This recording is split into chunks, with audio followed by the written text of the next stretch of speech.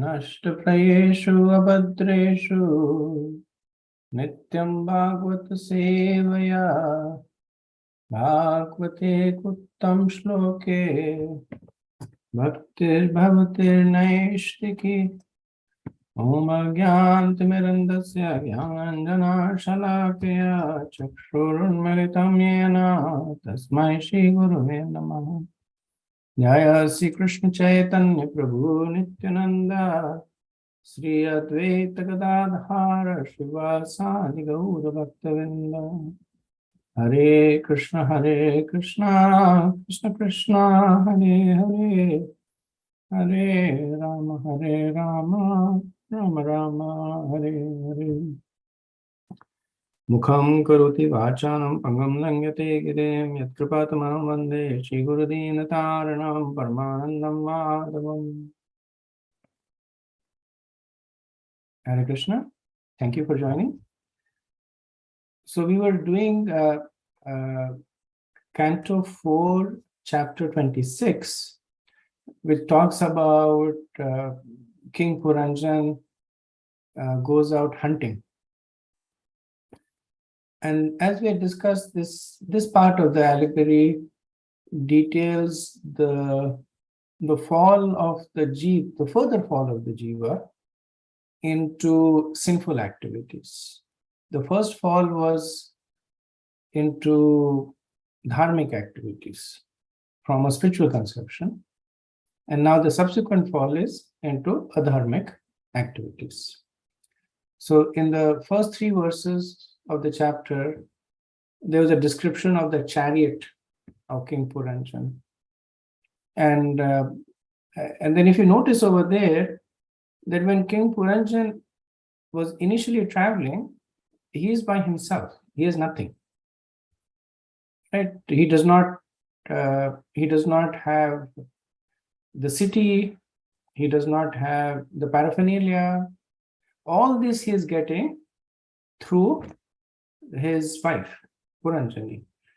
She was the one who came with the 10 senses. She was the one who came with the mind, the material intelligence, with the life airs. She's the one who came with the city of 9 gates. So we notice that now Puranjan has now he has taken that as his own. So when you see the description of the chariot, then these are the items that the queen came with. Right? So you remember she had 10 servants who were the 10 senses. Now the 5 horses in the chariot are the 5 senses. And the rein is the mind. They actually belong to the queen. Now the king owns them. So the understanding is that because of the close association of the jiva with the material intelligence, he begins to consider himself the proprietor of everything that the material intelligence owns. He thinks the senses are his own. He thinks the mind is his own. The desires are his own. Towards the end of the previous chapter, there was this rather humorous verse about how when the queen stood up, the king stood up. When the queen sat down, the king sat down. When the queen went to lie, the king went to lie. When the queen looked at one way, the king looked at that way. When the queen looked another way, the king looked another way. Right? So basically, showing that the jiva very, very closely follows the dictates of the material intelligence. So let's continue now with the 4.26, verse 4. Chachar mrigyam tatra driptate shukar mukha vihaya jaya matadarham mrikavyasan lalasaha. It was almost impossible for King Puranjan to give up the company of his wife even for a moment. Nonetheless, on that day, being very much inspired by the desire to hunt, he took up his bow and arrow with great pride and went to the forest, not caring for his wife. So the queen, as we had mentioned, is intelligence possessing the qualities of dharma, sattvic, material intelligence. The nature of the jiva, even in the conditioned stage, is to follow the principles of dharma. This is a very interesting point, that being adharmic is against the propensity of even the conditioned soul. The natural propensity is to follow the qualities of dharma. Even in the current age of Kali, which is considered to be fallen, by far, you will see that most of the people, they tend to follow the law, they tend to follow rules and regulations, they tend to respect the property of others. So even in this age, which is considered fallen, the propensity is still there to follow the qualities of dharma, because it is intrinsic in the jiva. However, so here it's now talking about the further fall of the jiva. So however, one day King Puranjan goes out to hunt. So hunting here is described in two ways. Hunting here is basically performing sins. So killing is a sin. Hunting has also been described as looking for another woman. So if we take that interpretation of the allegory, that Puranjan not caring for his wife, so he had a wife in his house, in his palace rather, not caring for his wife, he went out looking for other women, which means that the jiva, not caring for the dharmic intelligence, now went looking for other kinds of intelligence that are influenced by the mode of rajas and tamas. So he is accompanied by his great bow and arrows. So the bow represents absorption and enjoyment, and the arrows represent attachment and repulsion. So this indicates that the jiva, in a desire to enjoy, gives up religious principles. So that is, he not caring for his wife, so he's giving up religious principle. He takes up the bow. So the bow represents absorption in material enjoyment, becomes absorbed in material enjoyment, and along with the bow are the arrows of attachment and aversion. So what is the principle of material enjoyment? It is rag and dvesh. So material enjoyment by nature comes with these two things. It's not simply attachment. If it was only attachment, then it would be spiritual. But material enjoyment comes with both rag and dvesh, right? So the jiva, giving up his dharmic intelligence, takes up adharmic intelligence with a desire to enjoy sinfully, based on the principles of rag and dvesh. Prabhupada says that wherever a king goes, he's supposed to be accompanied by his queen. But when the king or conditioned soul becomes greatly overpowered by the desire for sense gratification, he does not care for religious principles. Instead, with great pride, he accepts the bow and arrow of attachment and hatred. Our consciousness is always working in two ways, the right way and the wrong way. When one becomes too proud of his position, influenced by the mode of passion, he gives up the right path and accepts the wrong one. So Prabhupada brings forth this point that pride is the motivator that steers the jiva from dharma to adharma. Because following the path of dharma, it is based on surrender. Even material dharma, it is surrender to the instructions of the Shastra, maybe the Karam Kand part of the Shastras, but ultimately it's surrender to the instructions in the Shastra. But then when people become proud, that why should I surrender to the scriptures? My intelligence is higher than the scriptures, right? Then out of that pride, they develop this strong material attachment and aversion. Okay. Verse 5. Asurim vritim ashritya ghoratma niranugraha nayan nishtair vaneshu gocharan. At that time, King Puranjan was very much influenced by demoniac propensities. Because of this, his heart became very hard and merciless. And with sharp arrows, he killed many innocent animals in the forest, taking no consideration.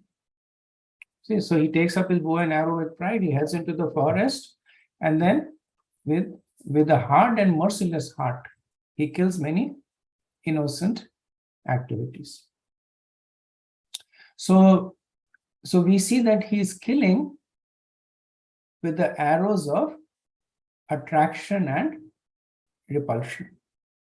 If you remember in the previous chapter in verse 24, Narad Muni was describing the breasts of the queen to represent Rag and Dvesh. Here, the arrows of the king are representing Rag and Dvesh. So since he had so closely accepted his wife, he had inherited those qualities from them. And now he is using them according to his own discretion. So sattvic intelligence has an attraction for pious activities and a repulsion for impious activities. So even there is rag and dvesh and sattvic intelligence, but rag for the right things and dvesh for the improper things. Now, here it is mentioned, Asurim Vritim Ashritya. He took shelter of the demoniac propensity, and then he acts in the opposite way. That he develops an attraction for impious activities and a repulsion for pious activities.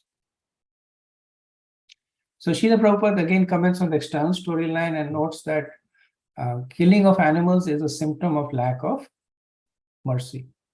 And then he expands that and he says that it is this lack of mercy, because there is such a prevalent killing of animals, that it is resulting in the people becoming hard-hearted, and that's why there are so many wars that are going on. He says that in the Krishna conscious movement, animal killing is completely prohibited. One is not accepted as a bona fide student in the movement unless he promises to follow the 4 regulative principles: no animal killing, no intoxication, no illicit sex, and no gambling. The Krishna conscious movement is the only means by which the sinful activities of the men in this Kali Yuga can be counteracted. Next verse.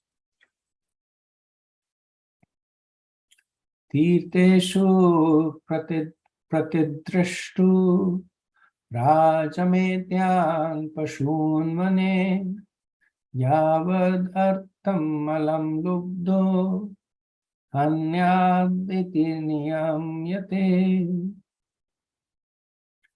If a king is too attracted to eating flesh, he may, according to the directions of the revealed scriptures on sacrificial performances, go to the forest and kill some animals that are recommended for killing. One is not allowed to kill animals unnecessarily or without restrictions. The Vedas regulate animal killing to stop the extravagance of foolish men influenced by the modes of passion and ignorance. So here Narad Muni is responding to an implicit objection by Prachinavari, because Prachinavari himself has been doing that. So the king might say that the scriptures permit the kings to go out to hunt and kill animals, right? So, or if you look at it by decomposing the allegory, one can say that the scriptures allow the jiva to enjoy sense gratification. The entire current Kant section of the scriptures, they give various ways in which the jivas can enjoy sense gratification. So in 3 verses, 6, 7, and 8, Narad Muni explains why this is forbidden, right? So from the allegory perspective, he'll explain why this hunting is forbidden. And in the symbolism behind the allegory, he'll explain why sense gratification by the jiva is not recommended.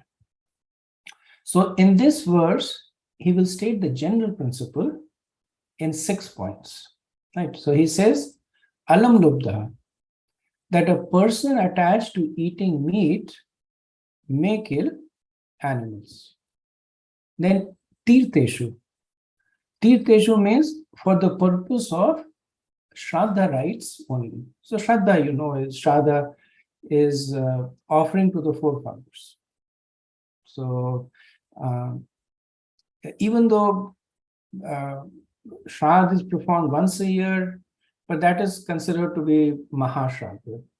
Actually, Shraddha happens, one is supposed to offer food to the forefathers every day. Right? Every day before you eat, you're supposed to keep out some food for the forefathers. So that is the regular Shraddha. He says the person who is attached to eating meat may kill animals, Tirtheshu, for the purpose of Shraddha only. Then he says, Shrutreshu. So there's a little difference in the Sanskrit that Prabhupada uses and Vishwanath Chakravarti Pad uses. Prabhupada uses Pratidrishtu, and Vishwanath Chakravarti uses Shrutidrishtu. So the meaning is that not for the daily Shraddha, but for the special Shraddha, right? So the animal killing is allowed only for the special occasion, Shraddha. And then he says Raja. Raja means only the king can do this. Then Medhaya. Only animals suitable for sacrifice can be killed. And Vaneyava Artham. And this should be done only in the forest and only that much as is required, right? So these 6 principles are stated by Narad Muni. So Prabhupada comments that the human form of life is meant for following the injunctions and prohibitions of the Vedas. However, false gurus, they cater to the unrestricted sense enjoyment and they attract demoniac people. So such people and gurus are condemned by their activities to live miserable lives. So there's some false gurus who will say it's okay to eat meat because, and essentially is making a case for other religions also, where like they'll say that if you drain the blood from an animal, then it is okay to eat it. Right? So these are all Prabhupada said, they're essentially just cheating and cheated. Interestingly, Prabhupada also uses this to make the case for polygamy. Right? So Prabhupada says that people have become so degraded in this age that on the one hand, they restrict polygamy, and on the other hand, they hunt for women in so many ways. The reason Prabhupada is making this connection, because in the earlier part of the allegory, it's mentioned that Puranjan going out to the jungle to hunt animals can also be considered to Puranjan going out of the palace looking for other women to enjoy with. So Prabhupada is taking that line and saying that in the current day and age, on one hand, they say polygamy is illegal. But then on the other hand, they are like Puranjan, they are hunting for women in so many other ways. So Prabhupada says many business concerns publicly advertise that topless girls are available in this club or in that shop. So when Prabhupada first came on Jaladuta, then before it came to New York, it stopped at Boston. And it was a day stop. So then Prabhupada actually went into the city. And there he was surprised because generally the ports are in the more rundown part of the cities. So there he was surprised to see all these advertisements and these places they advertise at the, right at the entrance, they have the signs saying topless girls or nude girls, etc. And Prabhupada, like he's a sadhu, he never had any past experience of that. So he was very shocked to see all this happening. So then he continues that these women have become instruments of sense enjoyment in modern societies. And now he makes the case for polygamy, that if a man has the propensity to enjoy more than one woman, as is sometimes the propensity for men in the higher social orders, such as Brahmanas, Kshatriyas, and Vaishyas, and even sometimes the Shudras, he is allowed to marry more than one wife. Marriage means taking complete charge of a woman and living peacefully without debauchery. At the present moment, however, debauchery is unrestricted. Nonetheless, society makes a law that one should not marry more than one wife. This is typical of a demoniac society. Right? So the point the Prabhupada is making is that legally you're prohibiting polygamy, but then at the same time you're allowing the exploitation of women. The women who are forced to expose themselves to satisfy the less. Better to see that if the man is qualified. Like one of the, at least in the Vedic conception, one of the prerequisites in polygamy is that the man should be in a position to support all the wives, both from a financial perspective and from the perspective of taking care of them, giving attention. Otherwise, you should not. And that's why it's generally reserved for the upper caste who tend to be more affluent. Okay, moving to the next verse, 7. Ya evam karma niyatam vidvan kurvit manavaha karmana tena rajendra jnanena nasalipyate. Narad Muni continued to speak to King Prachinabarishad. My dear king, any person who works according to the directions of the Vedic scriptures does not become involved in fruitive activities. Okay? So such a person who enjoys according to the scriptures is not contaminated by that action arising from knowledge. Right?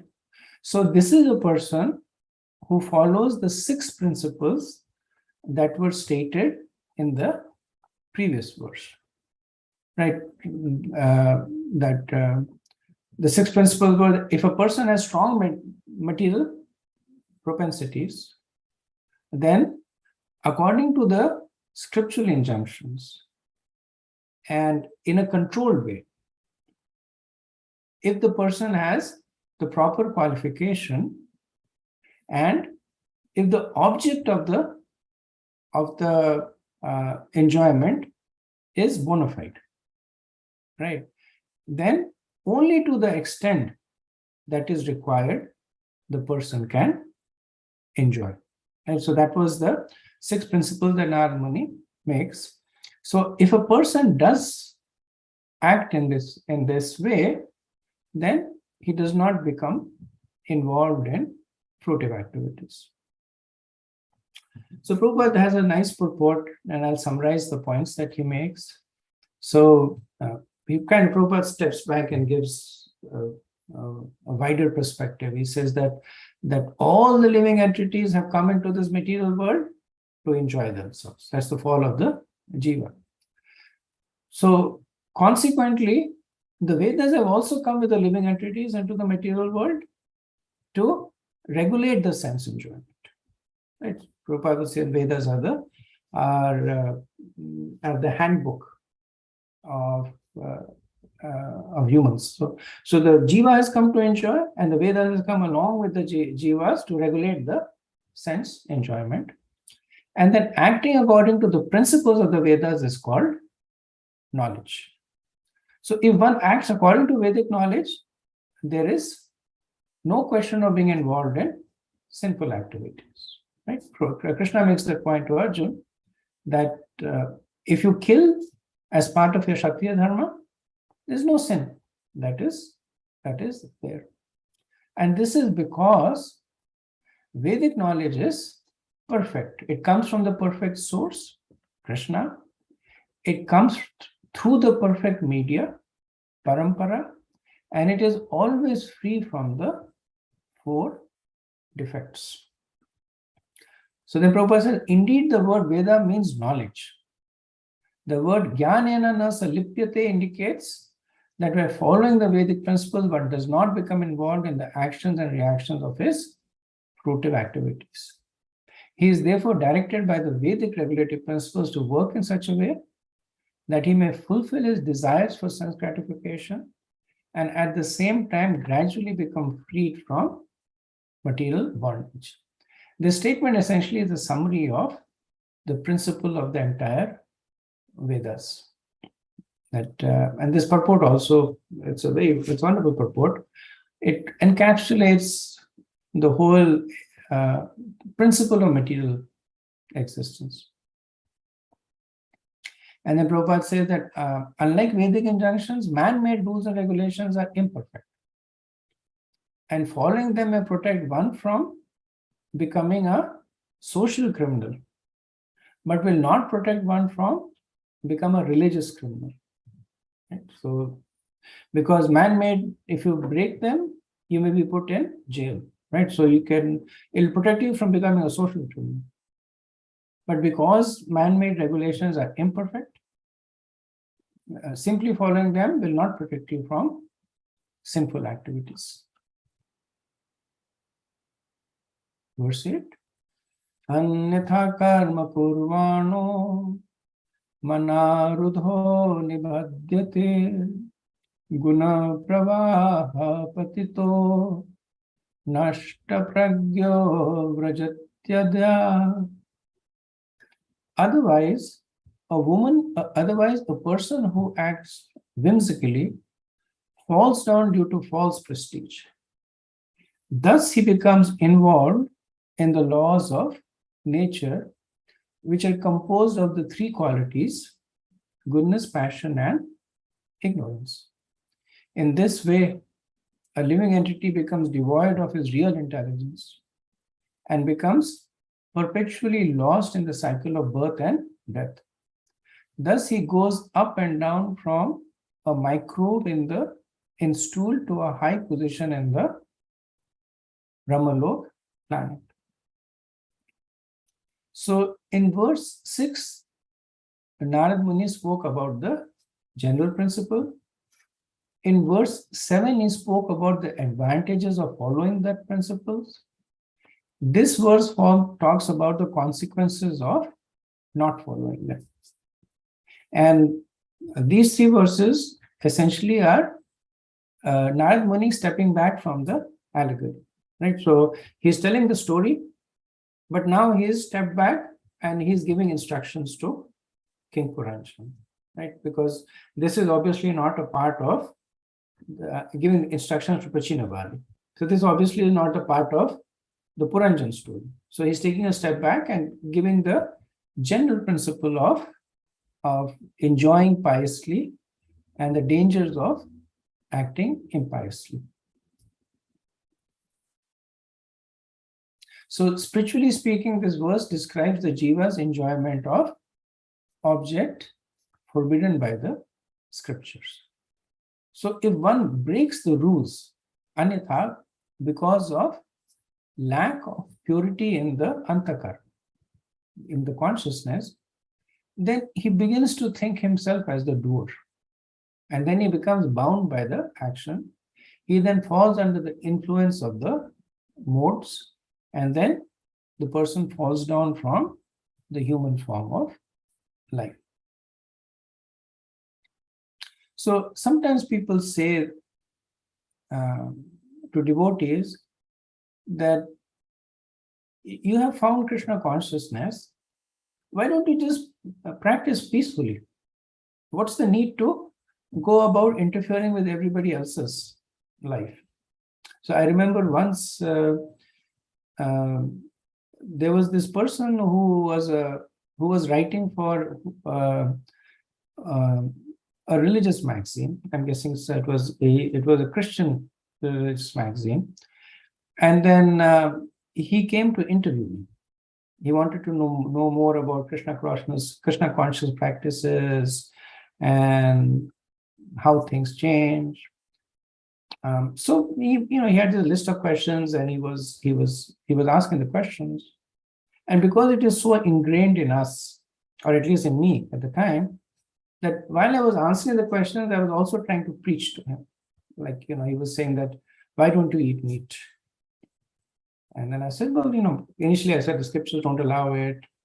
And then I said, well, if you eat meat, then the animals are going to wait to kill you, and etc., etc. And then I could see that he became very, very uncomfortable, because he was okay just having me respond to the questions, and he didn't really like being preached to. Right? So he didn't say this, but in his mind, what was going on is that it's fine, you have found your practice, you're happy with it, I'm happy for you, but you don't have to come and interfere with my practices. But what this verse is explaining, that people who are acting sinfully are doing so because they are devoid of intelligence. So such a person cannot revive himself. Somebody else needs to revive him. If a person is possessed by a ghost, then the person cannot remove the ghost from his body by himself. Somebody else needs to come and do it for him. So in Chaitanya Charitamrita, it is said that when the living entity is enchanted by the external energy, he cannot revive his original Krishna consciousness independently. Then due to such circumstances, Krishna has kindly given him the Vedic literature, such as the 4 Vedas and the 18 Puranas. So essentially, this is what the devotees do. That just like they have been helped by others, they try and help others. So there is this social movement that is going on, which is called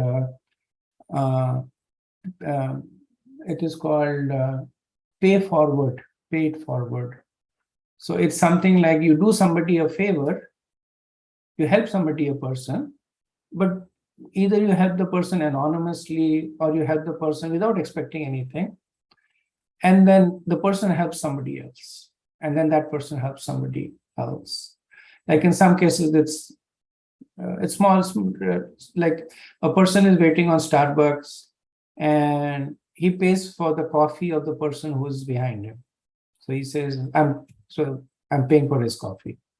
And when that person's turn comes, then the barista will say, oh, your coffee has been paid by this person as part of the pay forward. Now the person can choose to pay the coffee for the person behind him, or he can, at another point of time, help another person, right? So there's it makes the people feel happy, good, love, etc., etc. And similarly, preaching is the pay forward, right? The paid forward is that somebody gave us mercy because not because of any qualification, not because we had anything to give to them, but it was unconditional mercy.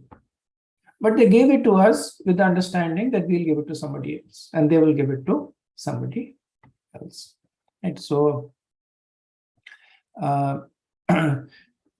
this verse brings forward the tattva. Like if somebody says that you do your thing, let me do my thing, the devotee says that unless you are helped, you will continue to do your own thing. So because I was helped, it's my duty to help you. Now they may not say that, but that's the feeling that they have. So here the word man arudha is used, being influenced by false prestige. And Prabhupada says that people work very hard to become famous, but unless one becomes a devotee, he can never have any good qualities. So the Bhagavatam, this is 5.18.12, a person who is a non-devotee has no good qualifications because he acts on the mental platform. So Prabhupada in the purport makes comments on Nashta Pragya. So Pragya means perfect knowledge, Nashta Pragya means that the person does not have perfect knowledge. And one who does not have perfect knowledge has the knowledge that comes out of mental speculation. And that knowledge causes the person to fall into the hellish condition of life. Prabhupada said that when one's heart is not purified, one acts according to the three modes of material nature. This is explained in the 17th chapter of the Bhagavad Gita, verses 1 through 6. So Mahaprabhu says that the definition of a Nastik is one who does not accept the Vedas. So in the Madhya Lila, 6th chapter, he says that Vedana Manya Bodha Hoya Tanashtika. So Mahaprabhu does not say one who rejects God. The general understanding of Nastik is one who refuses to accept the existence of God. But Mahaprabhu gives a more specific definition, that one who does not accept the principles of the Vedas. So even people who are worshipping according to their mental speculation, who have made up ideas of who God is, how to worship them, they're Nastik. 16th chapter, Krishna makes this point very clearly, that demoniac people are one who don't act according to the Vedic injunctions. So that's why they're Nastik. And then Prabhupada says that if you extend this point, the Vedas are Krishna is Krishna is the personification of the Vedas. So if one is rejecting the Vedas, one is rejecting Krishna. So then scientifically he says that what it means is that one who does not accept Krishna is a Nastik. And so Prabhupada becomes even more specific, that one who does not accept Krishna. Because accepting Vedas means accepting Krishna. So an analogy to understand this is like when a tiger attacks a cow, then one should protect the cow. And if the need be, one can kill the tiger. However, when two cows are fighting against one another, then one has to protect both the cows. Similarly, if there is a statement outside the Veda that is contradicting the Vedas, then one simply rejects the outside statements. Right? The outside statements are like tiger, the Veda is like the cow. So when the tiger is attacking the cow, protect the cow and kill the tiger. So if there is a statement outside the Veda that is contradicting the Vedic statement, then one simply rejects the outside statement. However, if two statements in the Vedas contradict one another, so this is two cows fighting with one another, then one must protect both the statements. Like one cannot say, I'll kill one cow and protect the other one. One must protect both the statements. So what the Mayavadis do is that they kill one cow. Like when they see that there are two statements contradicting one another, they will reject one statement. So they will say that all the statements that point to Krishna in the personal form are untrue. And they only accept the statements that point to God being impersonal, right? So that is the sin that they commit. Now the Vaishnavas, on the other hand, they explain both the statements and reconcile the contradictions, right? For instance, the Mayavadis will say impersonal Brahman statements are true, personal Krishna statements are false. What the Vaishnavas will say, impersonal Brahman statement is true, personal Krishna statement is true, and the impersonal Brahman rests on the personal form of the Lord. That way they protect both the statements. So the relevance to this verse is the importance to follow the Vedas with intelligence.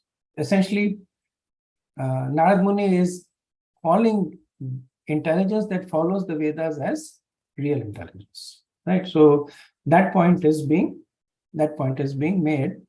So it's something that needs to be done with introspection and guidance.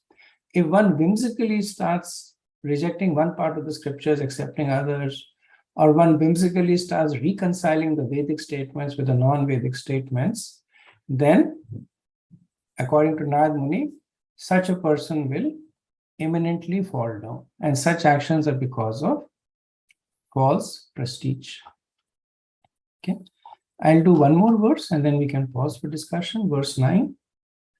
Tatra nirbhen gatrana chitravajaha shili mukhahai viplavo bud dukkhitana duhusha karunatmana. When King Puranjan was hunting in this way, many animals within the forest lost their lives with great pain, being pierced by the sharp arrowheads. Upon seeing this devastating, ghastly activities performed by the king, all the people who were merciful by nature became very unhappy. Such merciful persons could not tolerate seeing all this killing. So now Narad Muni is back to the story. The previous three verses, he'd taken a detour, given a bit of direct preaching to Prachinabhari, the importance of following Vedas. Now he's back to the story that King Puranjan in the jungle was killing many animals indiscriminately. And this was intolerable to the people who were filled with compassion and mercy, right? So this is essentially Narad Muni answering a question by Prachinabhari that now Prachinabhari does not actually ask this question. He's very grateful that Narad Muni is there, but yet Narad Muni is answering it. He has that question implicitly there. Prachinabhari might say that, why don't you just leave me alone? That you go your way, let me go mine. Okay. So here Narad Muni is saying is that when Puranjan was killing animals, it was intolerable to people who were filled with compassion and mercy. Just like when you are performing these animal sacrifices over and over again, it is intolerable to me and devotees like me, right? So you can expand this and say that Narad Muni is saying that, my dear King Prachinabharishat, your absorption in Karma Kanda rituals Especially the killing of animals was intolerable to me. Thus, I have come to help you. Right? Same principle applied to devotees of the Lord who are moved by the compassion at the sight of other people leading sinful lives, and they go to great lengths to try and save them. The Prabhupada says that not only are saintly persons afflicted by this killing, even God himself is afflicted, and therefore comes down in the incarnation of Lord Buddha. Jaydev Goswami therefore sings, Sadaya Hidaya Darshita Pashugatam. Simply to stop the killing of animals, Lord Buddha compassionately appeared. Some rascals put forward the theory that an animal has no soul or is something like a dead stone. So this is put forth in some of the other religions, where they believe that only the human form of life has a soul. The animals do not have a soul, so there is no harm in killing them. This is how they rationalize that there is no sin in animal killing. Actually, animals are not dead stone, but the killers of animals are stone-hearted. Prabhupada writes poetically over here that they are not dead stone, you are stone-hearted if you're killing animals. Consequently, no reason or philosophy appeals to them. They continue keeping slaughterhouses and killing animals in the forest. The conclusion is that one who does not care for the instructions of saintly persons like Narad and his disciplic succession surely falls in the category of Nashta Pragya. Nashta Pragya means that intelligence destroyed, and thus goes to hell. Okay, so let me pause here and see if there's any discussion.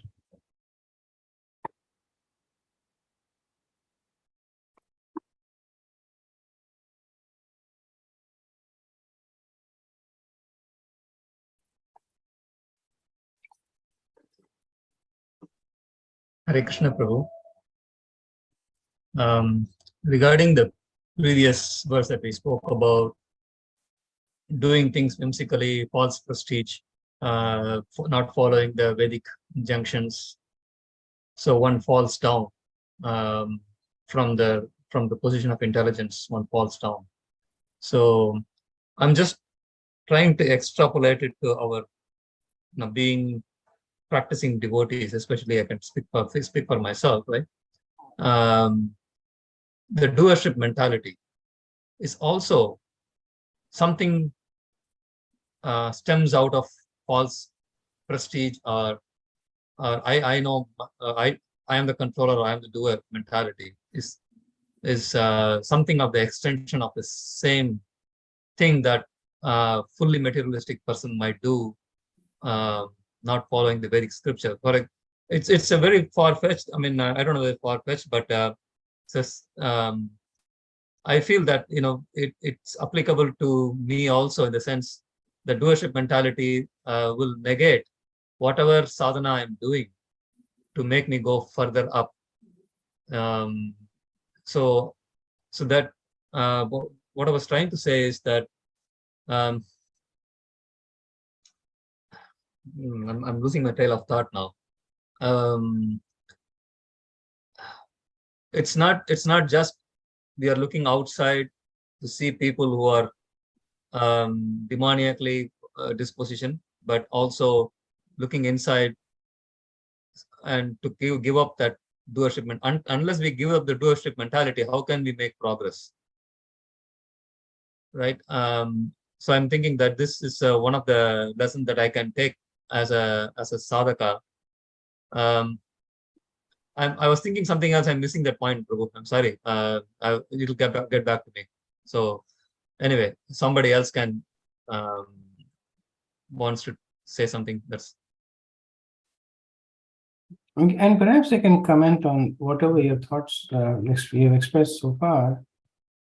That as practicing devotees, we are performing Mishra Bhakti. So you're right. We do have the doership mentality, and it's expected because we are not Shuddha Bhaktas. Only when we are pure devotees, then that mentality goes away. So we are Karma Mishra Bhakta, mostly Karma Mishra. I mean, there could be Gyan and Yoga Mishra, but mostly we are Karma Mishra. The second point is that the doership mentality does not apply to the angas of bhakti. Not in the sense that so like when you're making money and considering that I'm making money and enjoying, that's doership. But when you're chanting your rounds and saying that I'm chanting the rounds, that's not really doership. That does not apply to items of bhakti, right? Even if you feel pride that my deities are looking so beautiful, that's not mundane, right? So in the context of bhakti, because it's connected to Krishna, they're basically, like Prabhupada says, that everything in this material world, it comes from the spiritual world. There's nothing new in the material world. It's a distorted reflection, which means, the mirror cannot produce anything new. It can distort. So lust, anger, envy, greed, it's all there in the spiritual world. It comes in a distorted way. So yes, it will be there. In the sadhana bhakti, we will have pride if deities are looking nice, or we will have satisfaction when rounds are chanted nicely, or other angas of bhakti. It does not have that same effect. So the doership has a binding effect, right? So you were pointing out. So that doership does not have that binding effect. It has a liberating effect. Yeah, that's very wonderful to hear, actually. I was also referring to, so while I'm chanting, I'm thinking about too many things, multitasking in my mind. And that is part of the doership mentality. Isn't it true? Like this? I'm not thinking about I'm chanting, but I'm thinking about other things. Yeah. So I was referring to that also. But your point is very well taken, and it's I think it's encouraging. That part you're right. I mean, that comes under the category of offensive chanting here. Like the final offense is that it is also an offense to be inattentive while chanting. Right. So that's part of namaprad there, and it does not have aparad does not have the same effect as sinful activities. And when you perform sinful activities, you get sinful reactions. Aparad does not have that effect, right? So if you're chanting and you're chanting inattentively, it does not mean that you have to bear any reactions to it in the material sense, right? The reactions you bear is you lose the taste, or you will not make the same progress. But again, they're in a different category. They don't fall under the law of karma, so to speak. It's also not intentionally we are inattentive. We are somehow we are dragged out of the chanting, absorption in chanting. We are dragged out of that due to our engagements with this material world. So much engrossed in the material world. It's not intentional. So even if it is not intentional, still we are aware that we are doing it. So that part is still there. It's not going away. So in that sense, we are doing it with awareness that I am distracted. So I'm just telling the transition is still not happening. It takes time. Takes time. It's happening, but it takes time. Takes time. Thank you. Thank you.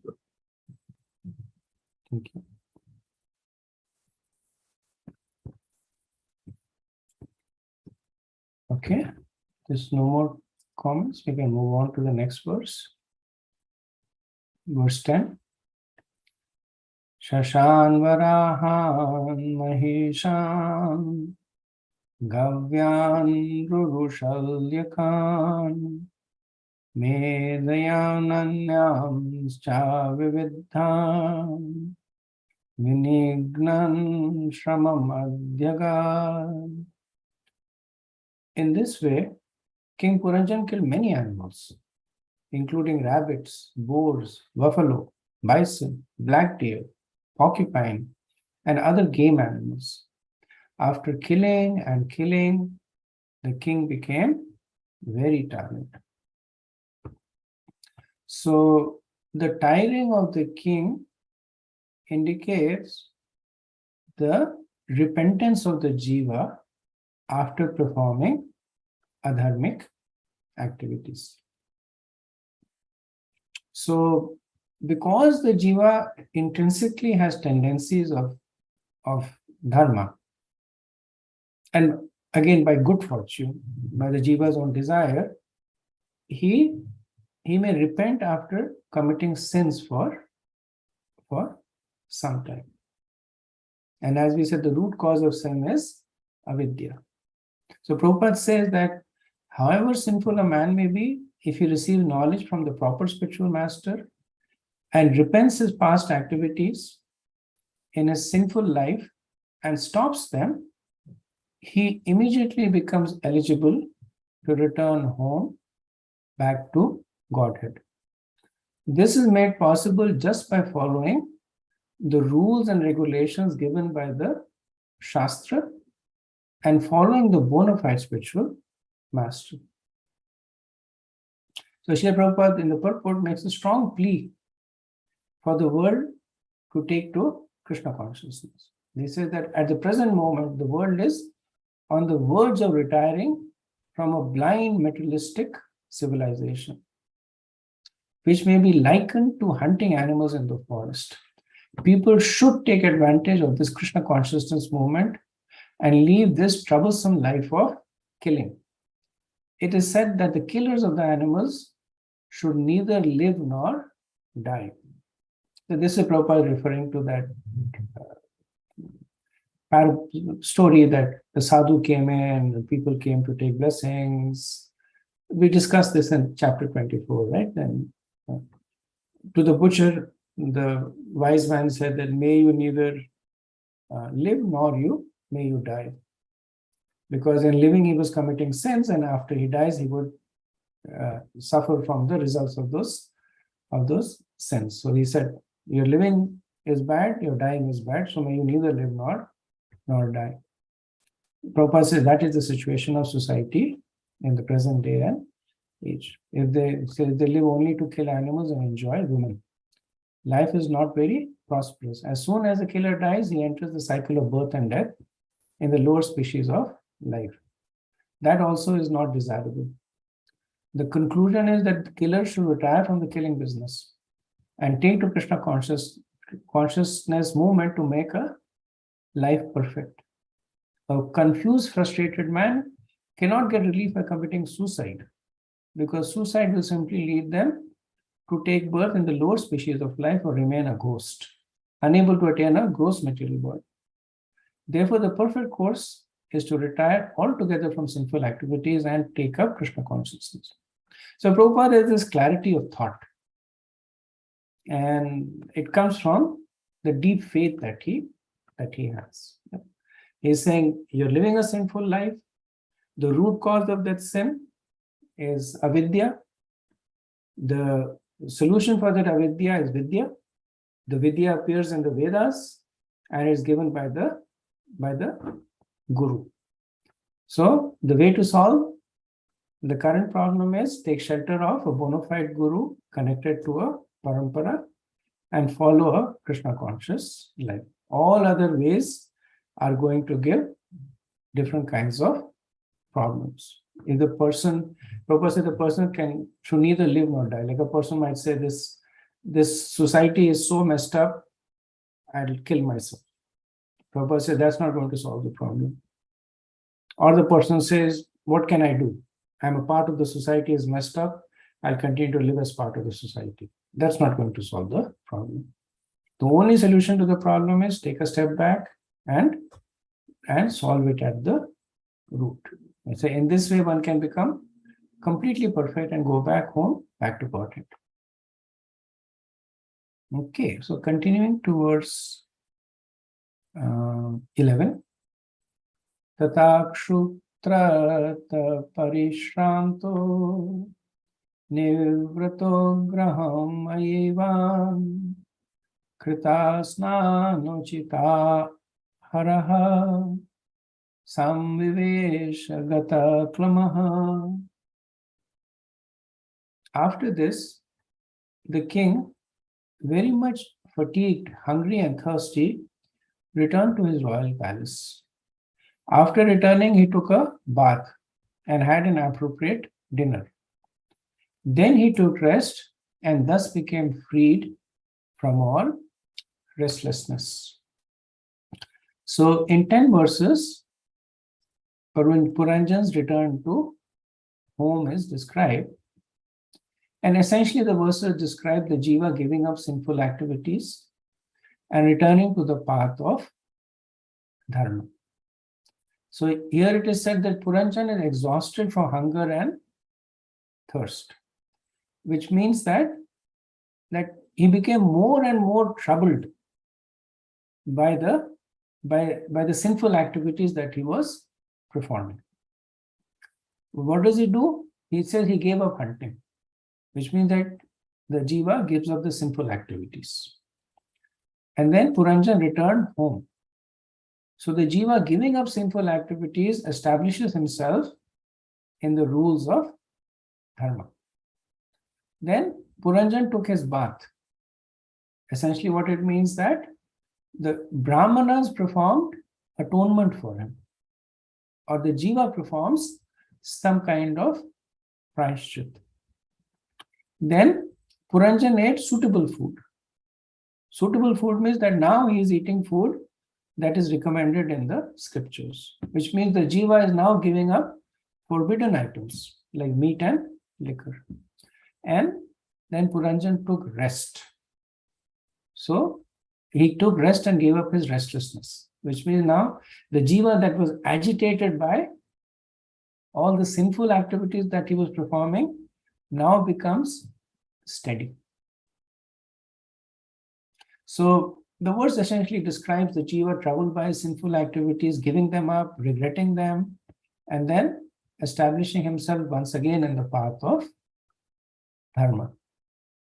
So Prabhupada says that Puranjan coming home, taking bath and having an appropriate dinner indicate that a materialistic man must retire from sinful activities and become purified by accepting a spiritual master and hearing from him the values of life. If one can do this, he can feel completely refreshed, just as one feels after taking a bath. After receiving initiation from a bona fide spiritual master, one must abandon all kinds of sinful activities, namely illicit sex, intoxication, gambling, and meat eating. Then he says that the word uchitahar, used in this verse is important. Uchit means appropriate, ahar is food. So one must only eat food appropriately and not take after foods as hogs take after stool. For a human being, there are eatables described in the Bhagavad Gita 17.8 as sattvic ahar, or food in the mode of goodness. So one should not indulge in eating food in the mode of passion and ignorance. This is called uchitahar, or appropriate eating.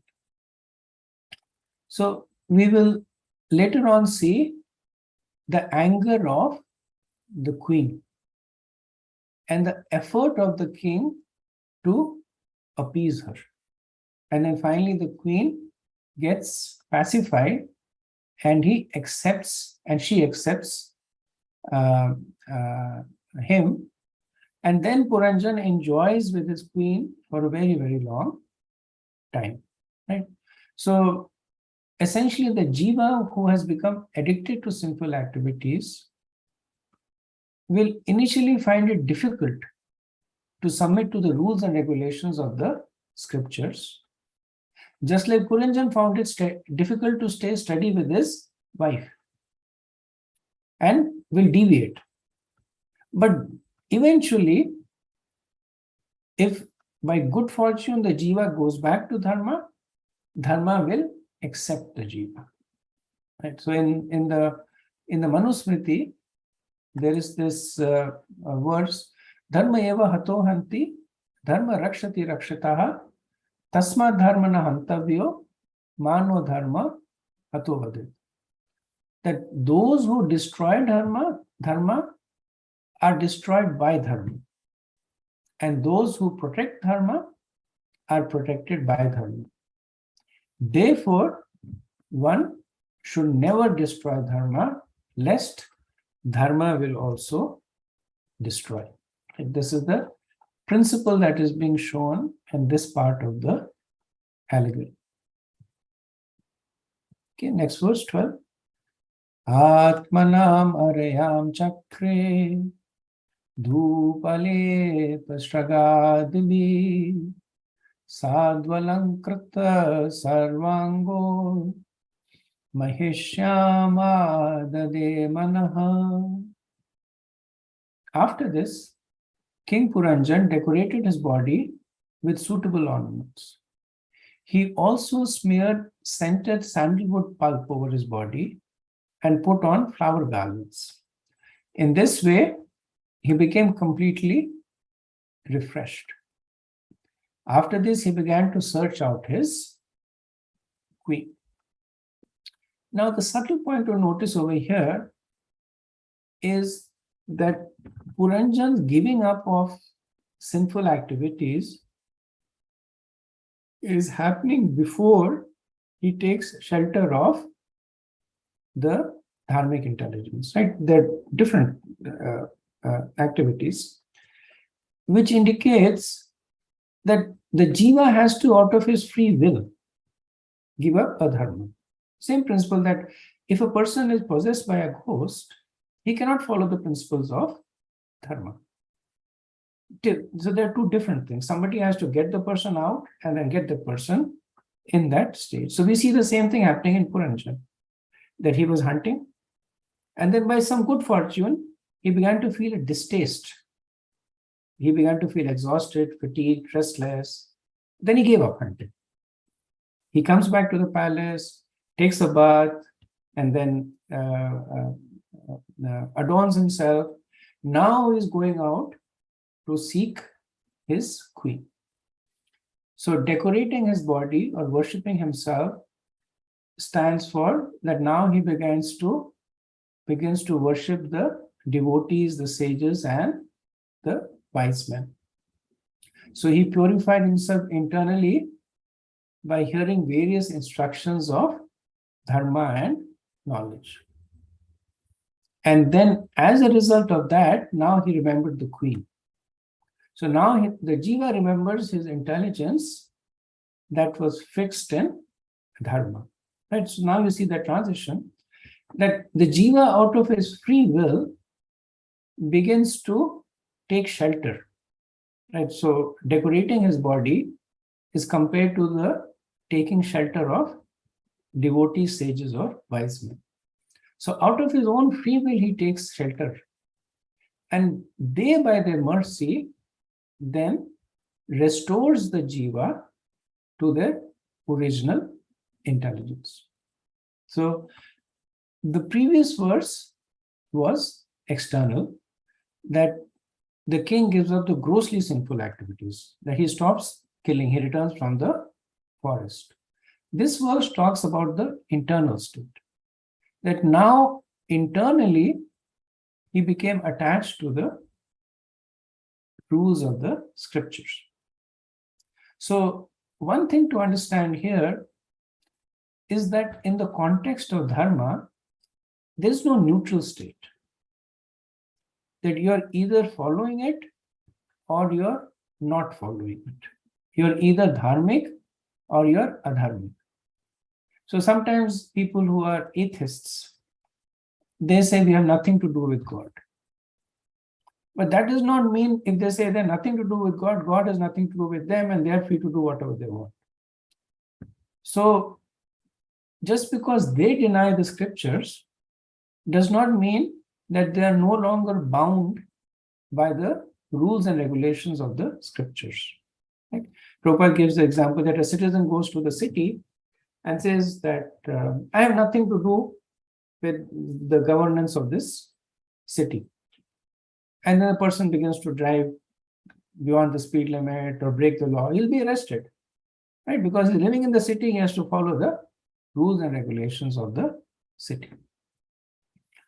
Prabhupada talks that When a man comes into good consciousness and accepts a saintly person as a spiritual master, he hears many Vedic instruction in the form of philosophy, stories, narrations about great devotees and transactions between God and his devotees. In this way, a man becomes refreshed in mind, exactly like a person who smears scented sandalwood pulp all over his body and decorates himself with ornaments. These decorations may be compared to knowledge of religion and the self. Through such knowledge, one becomes detached from the materialistic way of life and engages himself in always hearing Srimad Bhagavatam, Bhagavad Gita, and other Vedic literatures. The word sadvalankrat used in this verse indicates that one must be absorbed in knowledge gathered from the instructions of saintly persons. And so when the person is getting these instructions, now he is inspired to again revive his dharmic intelligence. Prabhupada equates this with the original consciousness, the Krishna consciousness. Verse 13.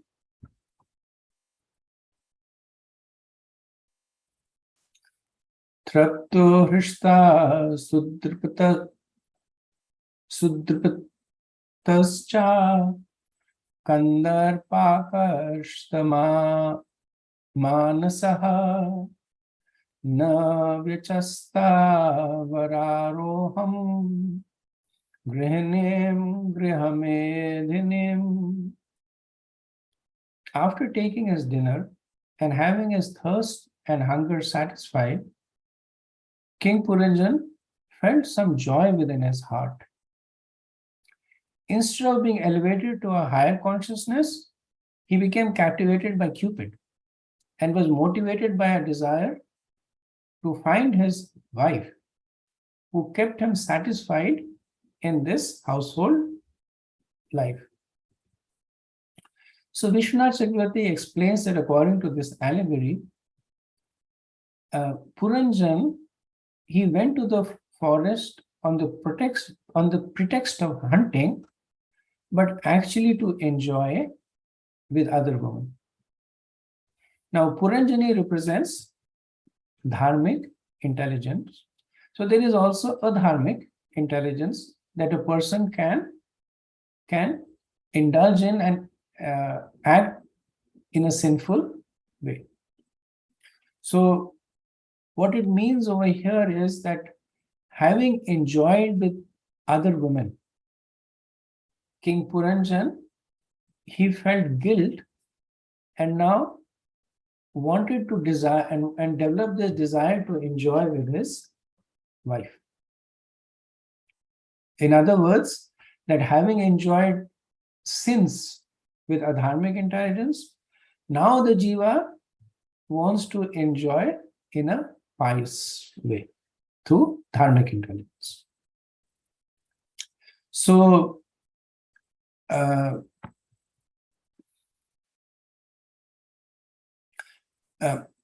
because both in dharmic and adharmic, the intelligence is still material.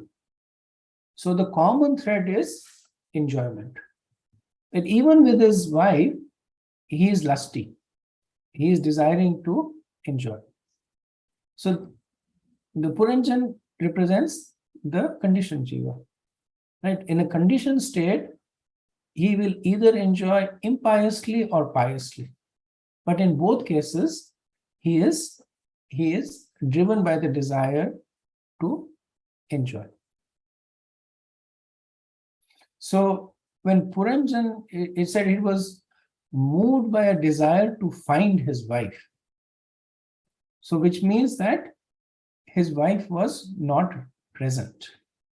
That she was, generally when the husband comes home, the wife comes with a glass of water or at least with some words of welcome.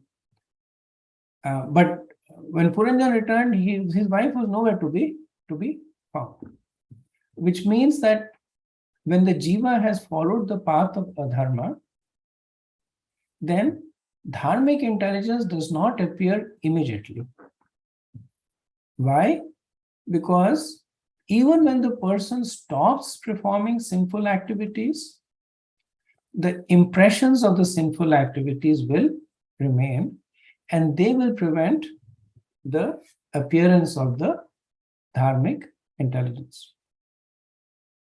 So, spiritually speaking, because of the disappearance of the traces of contamination due to committing sins, the jiva is now desiring to return to his previous dharmic intelligence, right?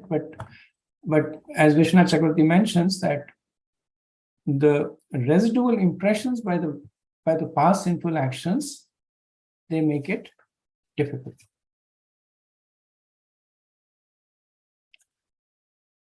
So Srila Prabhupada extends this to Krishna consciousness. The allegory is really talking about the jiva returning from impiety to piety.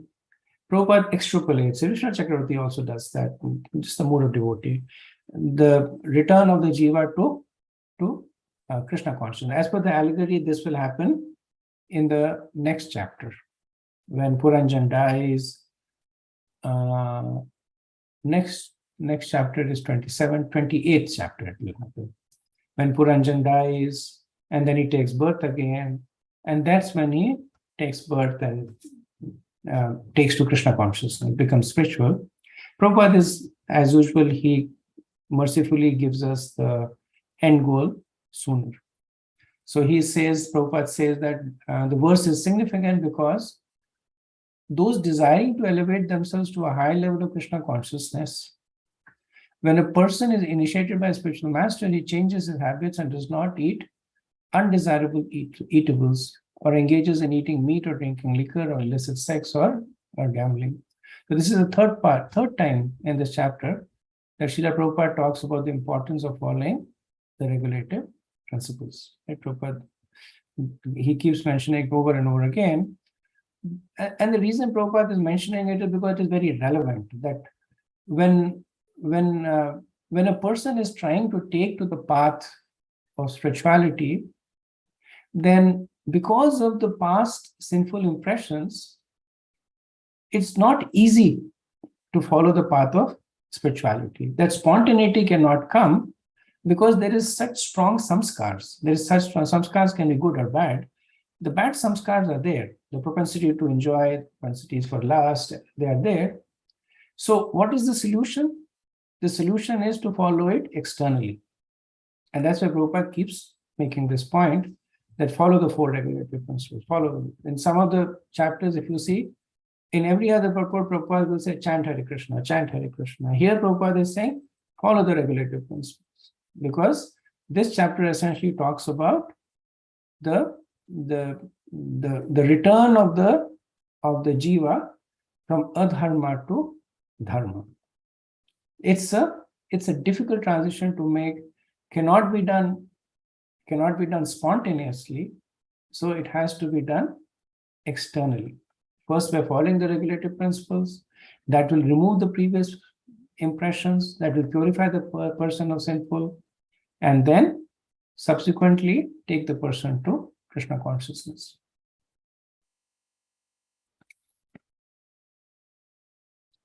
Okay, Prabhupada also talks about, I think from a more practical perspective, he says that one should only eat food that is recommended in the scripture. Simple food like rice, dal, chapatis, vegetable, milk, and sugar constitute a balanced diet. But sometimes it is found that an initiated person in the name of prasadam eats very luxurious foodstuffs. So when Prabhupada was initially preaching on 26th 2nd Avenue, then he would very much encourage the people to eat. He would have this big box of gulab jamuns, and he would say that a devotee should eat all the way up till the throat. And people liked it. And then when people became more serious, they were initiated, then Prabhupada started talking about you should eat only so much to keep your body in a healthy state, don't overeat, atyahara. So then they started complaining that Prabhupada initially used to say, eat a lot. Now you're saying don't eat too much. So Prabhupada said that when I told you to eat a lot, you were happily following my instructions. Now when I'm telling you not to eat, you don't follow my instructions. You should either follow at both times or at neither of the times. Right? Because at that time Prabhupada was preaching and he was introducing them to spirituality. Now he was creating a condition for them to advance.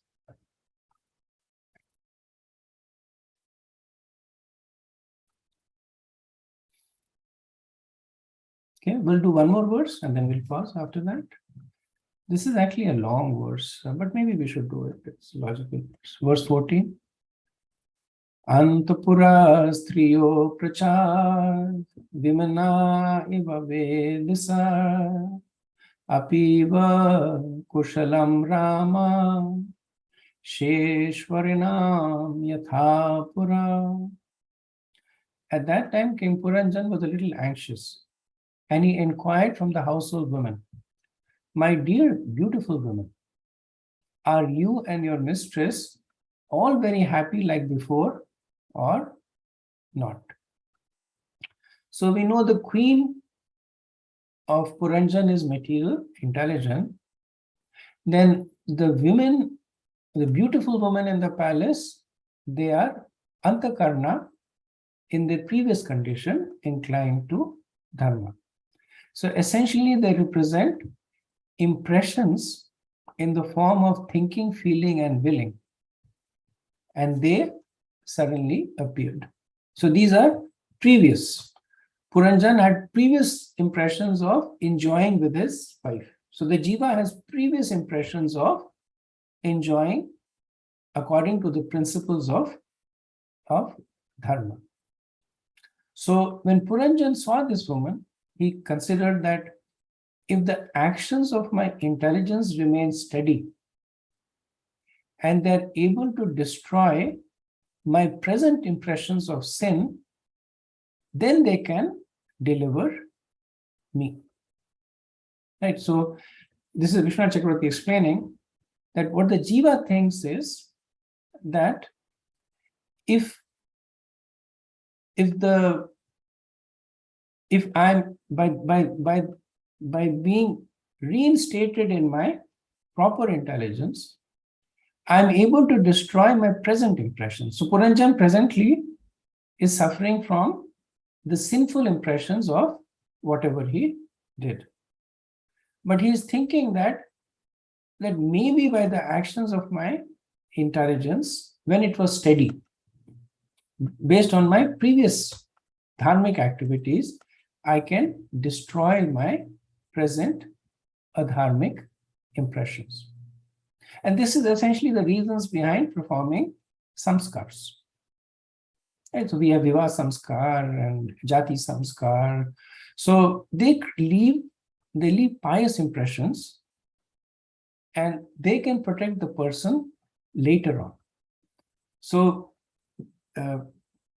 children who have grown in, and now I'm also kind of moving from material to spiritual, but the point is impressions. Children who have grown up in devotee families, they will always be, at some point or the other, they will be driven by the impressions of spirituality from the childhood. There was a survey done of Gurukulis, and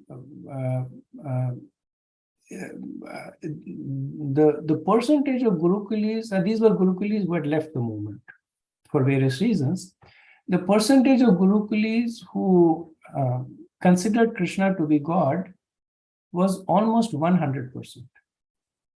The percent of the Gurukulis who stayed vegetarians was very close to 100%. It was like 90 some percent. Now, very few of them were practicing. Not many of them were chanting or following the other regulatory principles. But the fact that they had this deep faith that Krishna is God, that is samskar. They grew up in an environment where they heard chanting, they gave obeisances to deities, they circumambulated Tulasi, all that creates strong samskar.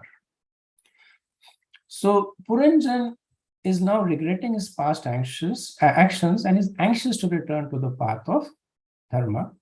Srila Prabhupada equates this to the jiva wanting to return to Krishna consciousness. He says that in this verse, the word Vedishat indicates King Puranjan. When a man becomes refreshed by the association of devotees and awakens to Krishna consciousness, he consults the activities of his mind, namely thinking, feeling, and willing, and decides whether he should return to his material activities or to stay steady in spiritual consciousness. Then Puranjan inquires from the woman, so the women are antakarana, the impressions, that if their mistress, which is intelligence, is kushalam, is happy, right? So Prabhupada says that kushalam refers to auspiciousness. One can make his home perfectly auspicious by engaging in devotional service. And in this way, when one is engaged in material activities, he is still protected by the spiritual activities that form the core of his existence. And then final point Prabhupada makes that although the king was refreshed, he nonetheless inquired about his wife. Thus, he was consulting, thinking, and feeling how to return to his steady good consciousness. The mind may suggest that by Vishaya Bhoga or sense enjoyment, one can become happy, but one becomes advanced in Krishna consciousness. He does not derive happiness from material activities. Okay? So, this discussion point here also is that what should be our antakarana? What should be our thinking, feeling, and willing before our chanting? And Rupa Goswami explains in Nectar of Instruction, verse 7.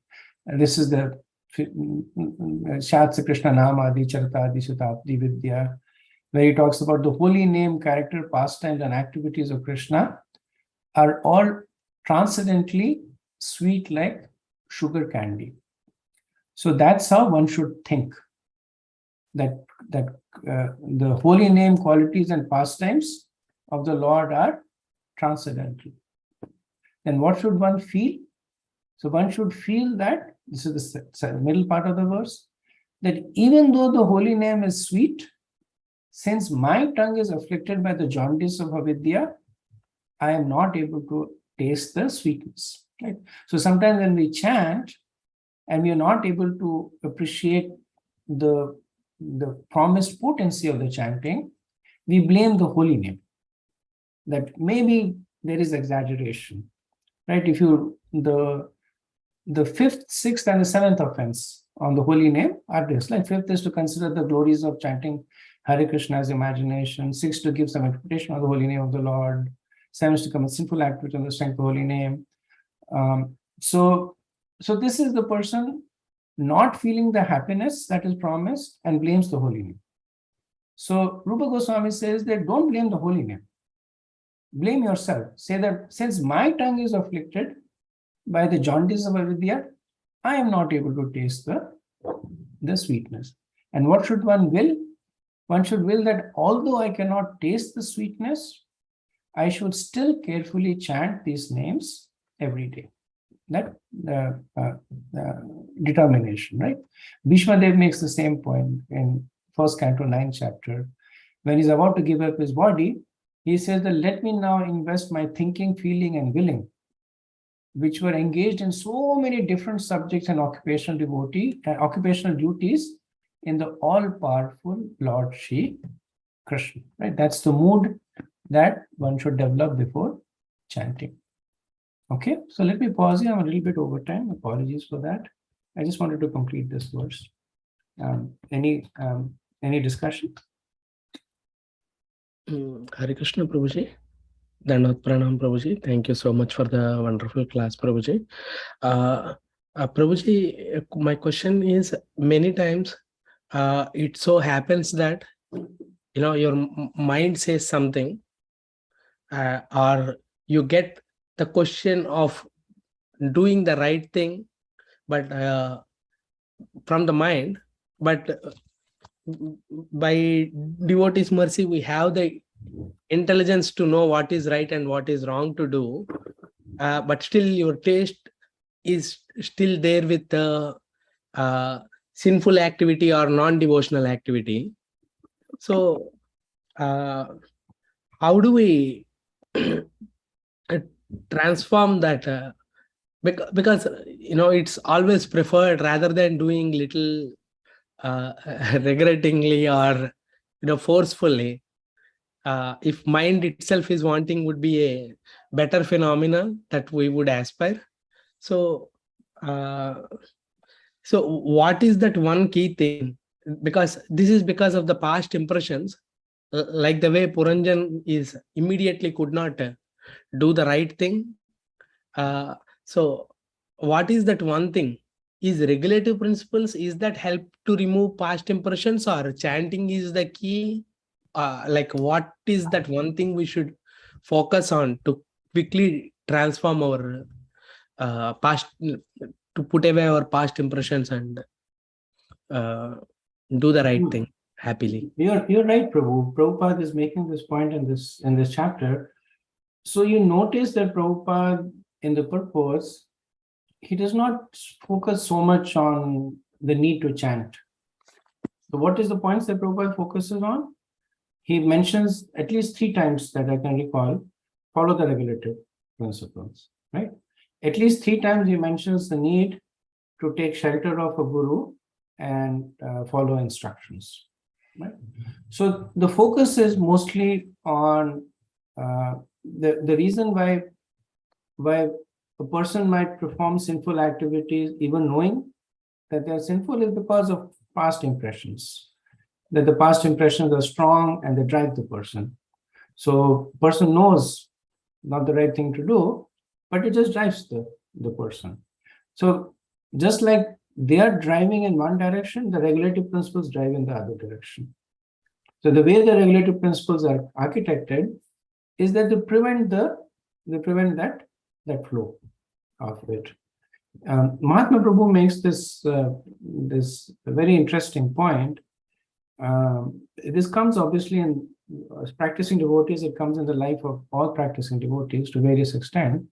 Mahatma Prabhu makes this point that when such impulses come, then just making a proclamation that I will not do this is very powerful. Right. So your past propensities is you're out on the road, there is some food item that is very attractive and you have prior taste for it, but you know it's not prasadam, it's not offered, but your mind is saying that's okay, it's fine, take it. And just making the statement that I'll not do it. The reason is powerful because it's the jiva taking a step outside the gross and subtle body. It's the jiva basically saying, the soul saying, I will not submit to the dictates of the gross and the subtle body. That's why it's so powerful. Otherwise, it's just a statement, right? But the consciousness behind making the statement is that you're giving control back to the jiva. So this is more of a mnemonic, it's a way to help, but as a practice, making this resolution to follow the regulative principles is probably our strongest protection against our fall down because of the samskars, previous impressions. Thank you so much, Prabhuji. Actually, that last point also is I can perceive it is very powerful, because every time I tried that I won't do this, I will finish my chanting or whatever, that time it worked. But whenever I have not taken that resolve, it is a big struggle. Yeah, I have experienced the same thing myself. It's a small thing, but you do it, and essentially it's giving control back to the spirits. That's why it's powerful. Yes. Knowing it as principle is. Yeah. Thank you. Thank you. Any other points?